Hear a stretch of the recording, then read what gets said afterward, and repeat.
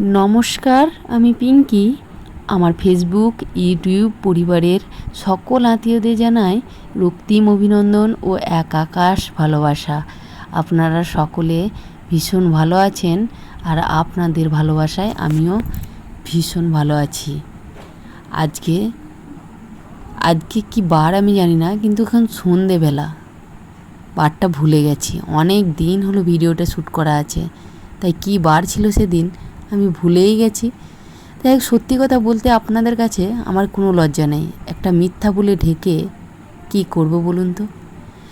একটা কথা বলতে চাই, আমি মানসিক শান্তি চান, মানুষের থেকে কম কথা বলুন। তাহলে কম কথা বলুন, আর আর মানুষের থেকে প্রত্যাশাটা কম করবেন, রাগ কম দেখাবেন, আর কানে কম শুনবেন। ঝামেলা দেখলে এড়িয়ে যাবেন, অপমান করলে হেসে চলে আসবেন।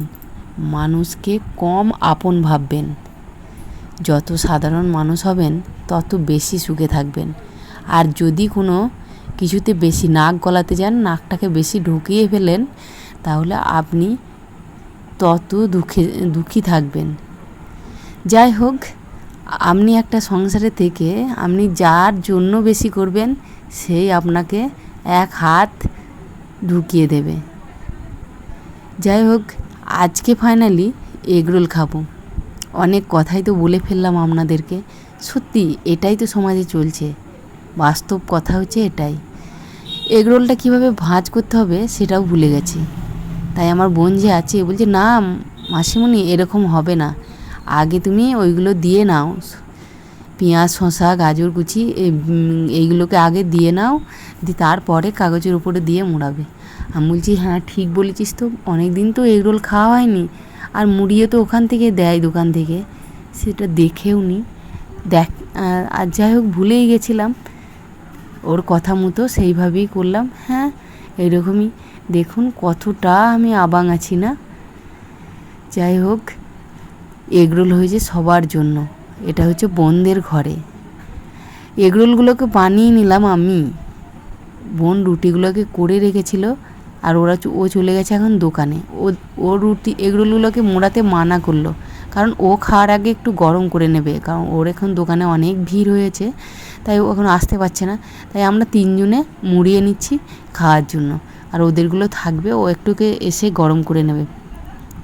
যাই হোক, এগরোলটা খেতে কিন্তু ভীষণ টেস্ট হয়েছে। একটা করে মুড়িয়ে দিচ্ছি, আর একজন করে হাতে দিয়ে দিচ্ছি, তারা খাচ্ছে আর বলছে ভীষণ টেস্টি হয়েছে, এটা হচ্ছে আমার। যাই হোক,